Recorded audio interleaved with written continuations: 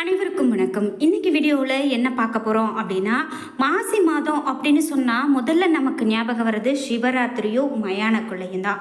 மாசி மாத அமாவாசையில் மேல்மலையனூர் அங்காள பரமேஸ்வரி அம்மன் கோவிலில் மயான கொள்ளை நடக்குங்க.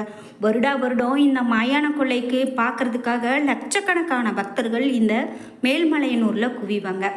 இந்த மகா சிவராத்திரி உற்சவத்தின் முக்கிய அம்சமாக தான் மயான கொள்ளை நடைபெறுது.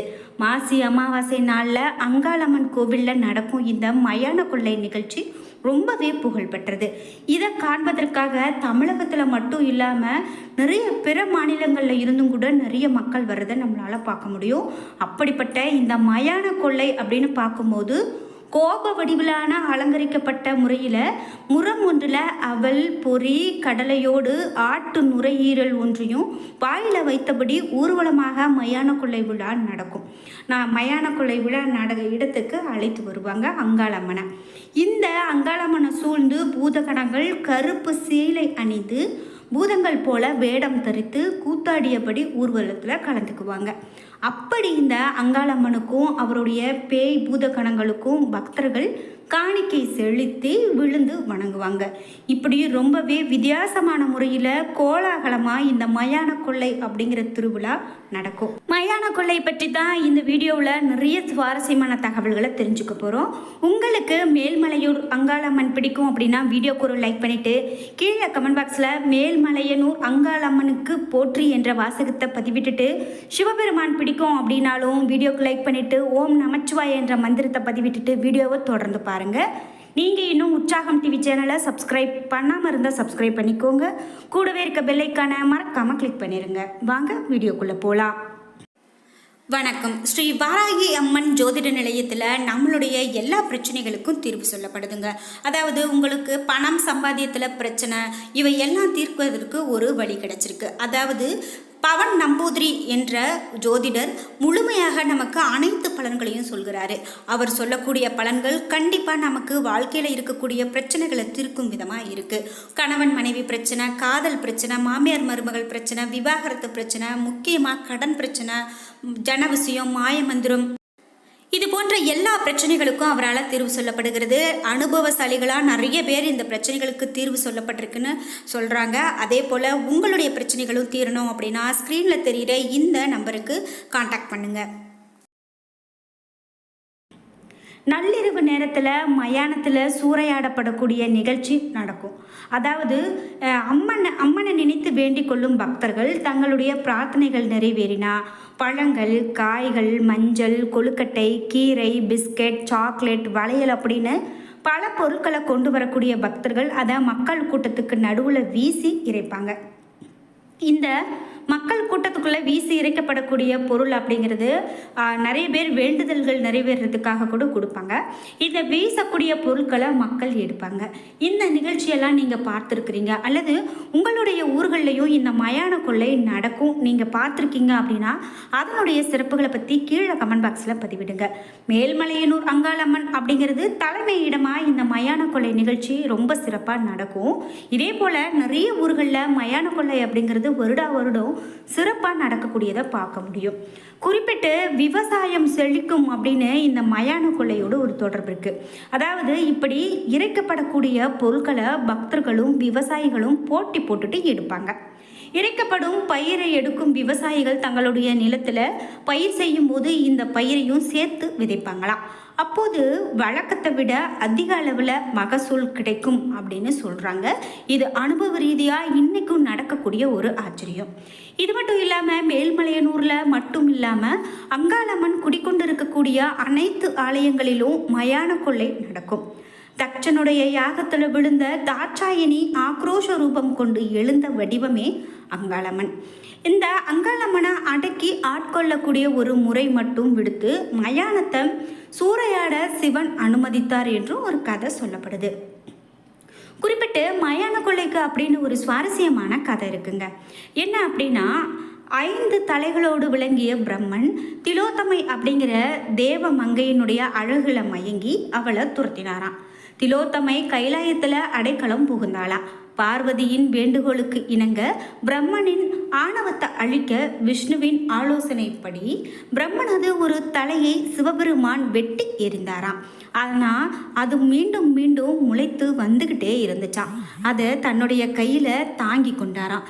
இதனால் சிவனுக்கு பிரம்மஹஸ்தி தோஷம் பிடித்ததாம். சிவனுடைய உருவமே பொலிவு இழந்து போய் பார்க்கறதுக்கே ரொம்பவே ஒரு அகோரமாக இருந்துச்சான்.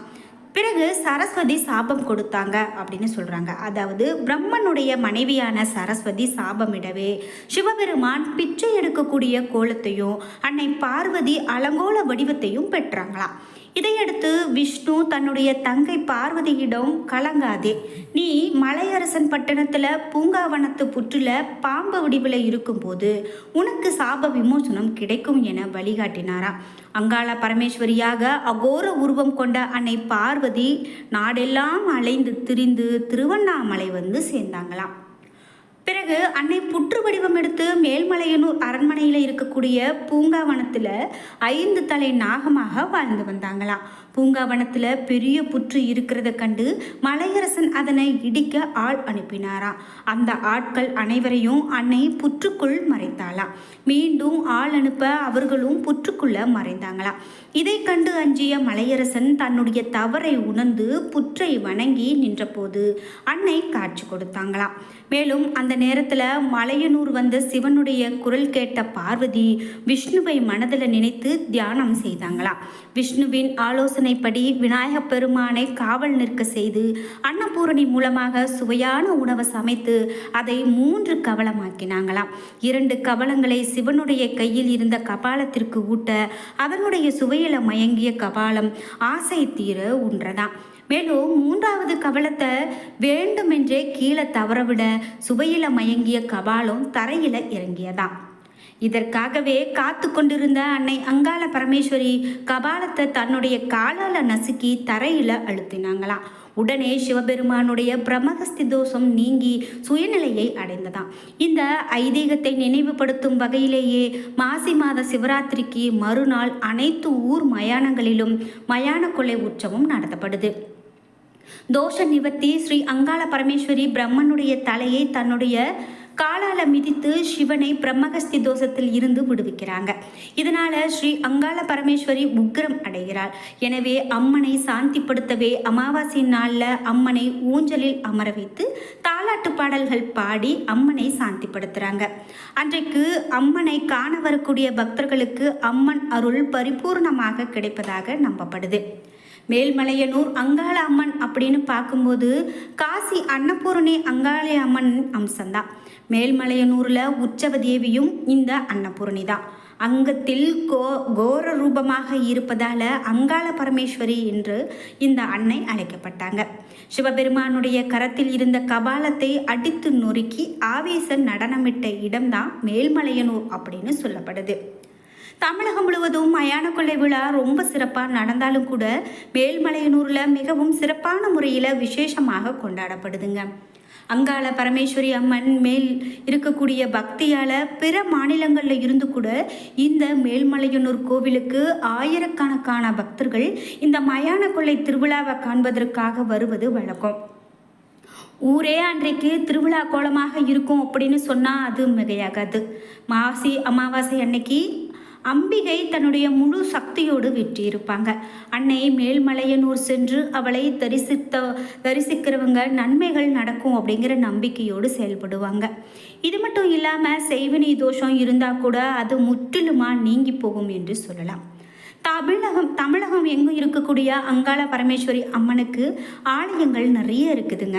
உங்கள் ஊரில் கூட இருக்கலாம். இப்படி உங்கள் ஊரில் இந்த அங்காள அம்மனுக்குன்னு கோவில்கள் இருக்குது அப்படின்னா மறக்காமல் கமெண்ட் பாக்ஸில் பதிவிடுங்க. எல்லா ஆலயங்களிலும் மாசி மாத அமாவாசை அன்னைக்கு மயான கொள்ளை அப்படிங்கிறது ரொம்ப சிறப்பாக நடக்கும். மேலும் சென்னையில் இருக்கக்கூடிய அங்காள பரமேஸ்வரி ஆலயங்களில் இந்த மயான கொள்ளை திருவிழா ரொம்ப ரொம்ப சிறப்பாக நடக்கும். குறிப்பிட்டு சேலம் மாவட்டத்தில் இந்த மயான கொள்ளை அப்படிங்கிறது ரொம்ப சிறப்பாக நடக்கும். இதில் ஏராளமான பக்தர்கள் கலந்து கொள்வது மட்டும் இல்லாமல் நிறைய பக்தர்கள் வேண்டிக் கொண்டு வேடம் தரித்து இந்த மயான கொள்ளையில் இருக்கிறத நம்மளால் பார்க்க முடியும். மயான கொள்ளை திருவிழா அப்படிங்கிறது சிவபெருமானோடு தொடர்பு கொண்டிருக்கக்கூடிய முக்கியமான ஒரு திருவிழா அப்படின்னு சொல்லலாம். அதனால் இந்த மயான கொள்ளையில் கலந்து கொண்டு நம்ம வேண்டுதல் வச்சுக்கிட்டோம் அப்படின்னா கண்டிப்பாக அந்த வேண்டுதல் நமக்கு நிறைவேறும் என்று சொல்லப்படுது. குறிப்பிட்டு இந்த மயான கொள்ளை திருவிழாவுக்கு கர்ப்பிணி பெண்கள் போக மாட்டாங்க மற்றும் உடல்நலம் சரியில்லாதவங்க போக மாட்டாங்க. மீதி இந்த மயான கொள்ளையில் கலந்து கொள்ளக்கூடியவங்க நல்ல செழிப்பான முறையில் விவசாயம் செழிக்கும் என்றும் இங்கு வரக்கூடிய இவர்கள் வேடமிட்டு வரக்கூடியதும் நம்மளால் பார்க்க முடியும். என்ன நண்பர்களே, இன்றைக்கி வீடியோவில் மயான கொள்ளை பற்றி நிறைய தெரிஞ்சுக்கிட்டோம். வீடியோ உங்களுக்கு பிடிச்சிருந்தா லைக் பண்ணுங்கள், ஷேர் பண்ணுங்கள், கமெண்ட் பண்ணுங்கள். நீங்கள் இன்னும் உற்சாகம் டிவி சேனலை சப்ஸ்கிரைப் பண்ணாமல் இருந்தால் சப்ஸ்கிரைப் பண்ணிக்கோங்க. கூடவே இருக்க பெல் ஐக்கானை மறக்காமல் கிளிக் பண்ணிடுங்க. நன்றி வியூவர்ஸ்.